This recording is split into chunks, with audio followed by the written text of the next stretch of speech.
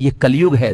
जब कोई और दुख में होता है तो लोग कहते हैं अपने पापों की सजा भुगत रहा है, लेकिन वही दुख जब खुद पर आता है तो कहते हैं भगवान मेरी परीक्षा ले रहे हैं। यही कलयुग की सबसे बड़ी विडंबना है। दूसरे के दर्द में लोग जज बन जाते हैं और अपने दर्द में भगवान को याद करते हैं। सबसे सस्ती चीज आजकल सलाह हो गई है। जो खुद कुछ नहीं कर पाए वो तुम्हें क्या करना है ये जरूर बताएं। लोग तुम्हारा दर्द सुनते नहीं, बस अपनी जिज्ञासा मिटाते हैं। इसलिए हर किसी को अपनी कहानी मत सुनाया करो।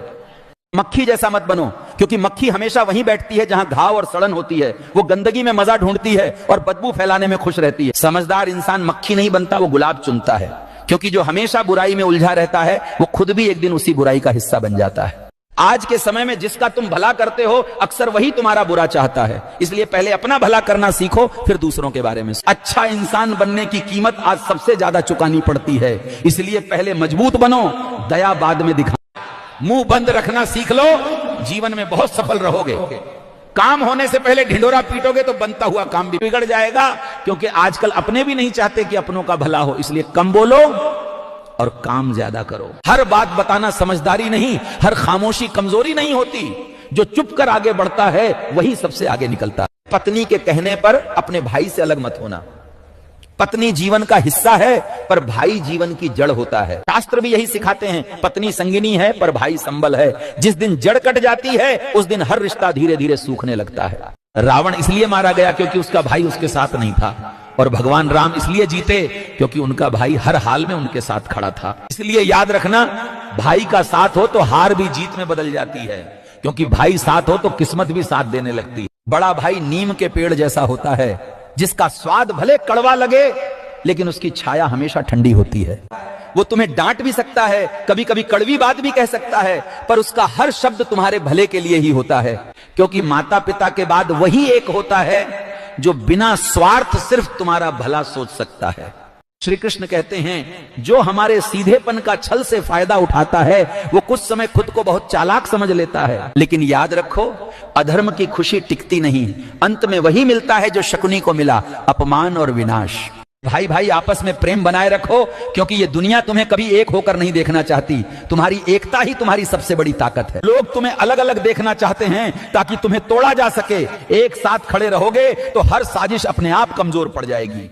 अपने बड़े भाई की इज्जत किया करो। जब तुम खेल रहे थे तब वो घर संभालने के लिए कमाने निकल पड़ा था। भाई भाई साथ हो तो दुनिया की हर चुनौती उनकी शक्ति के आगे झुक जाती है।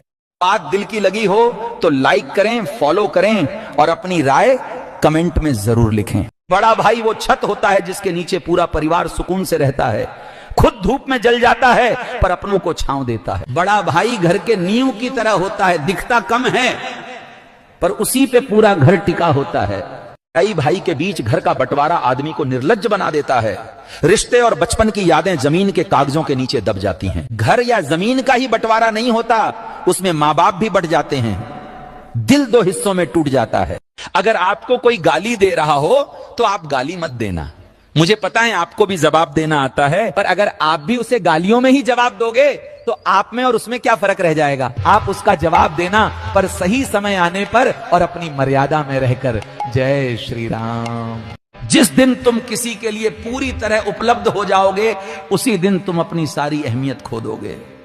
यहां कदर उसकी नहीं होती जो साथ खड़ा रहता है, यहां कदर उसकी होती है जो लोगों को नचाना जानता है। इंसान की फितरत यही है। उसे वो कभी पसंद नहीं आता जो उसका है, उसे तो बस वो चाहिए जो उसे ठुकरा रहा है। People become judges of others' pain, but turn to God for their own. Pain is the same for everyone, only mindset and intentions differ. In others' pain, people become judges. In their own pain, they remember God. Pain is the same for everyone.